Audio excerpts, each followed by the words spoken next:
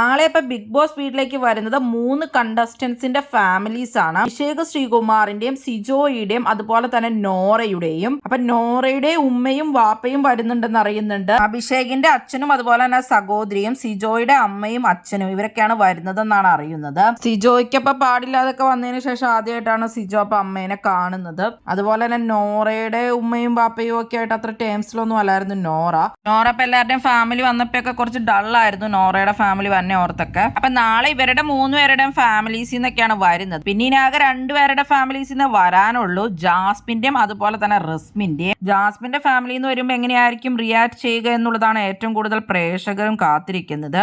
ജാസ്മിന്റെയും റസ്മിന്റെയും family ഇപ്പൊ ഒന്നിച്ച് തന്നെയായിരിക്കും കയറുന്നത്. അവര് ഫ്രണ്ട്സ് ആണ്, പിന്നെ അവരുടെ ഇഷ്യൂസും കാര്യങ്ങളൊക്കെ ഉണ്ട്. ഈ സീസണിൽ ഏറ്റവും കൂടുതൽ കോൺട്രവേഴ്സി ഉണ്ടാക്കിയ ഒരു കണ്ടസ്റ്റന്റ് തന്നെയാണ് ജാസ്മിൻ, അകത്തും പുറത്തും ഒക്കെ. അപ്പൊ 2 ദിവസം കൂടെയാണ് ഇനി ഫാമിലി വീക്ക് ഉള്ളൂ. അത് കഴിഞ്ഞിട്ട് അപ്പൊ നടക്കാൻ പോകുന്നത് ലാലേട്ടന്റെ എപ്പിസോഡാണ്. അപ്പൊ എവിഷൻ ആണ് മെയിൻ ആയിട്ട് നടക്കുന്നത്. എന്തായാലും പുറത്താകുന്ന കണ്ടസ്റ്റന്റ് റസ്മിൻ തന്നെയായിരിക്കും. പിന്നെ ഡബിൾ എവിഷൻ ഉണ്ടെങ്കിൽ അപ്സരയും പുറത്തു പോകാനുള്ള ചാൻസ് ഉണ്ട്.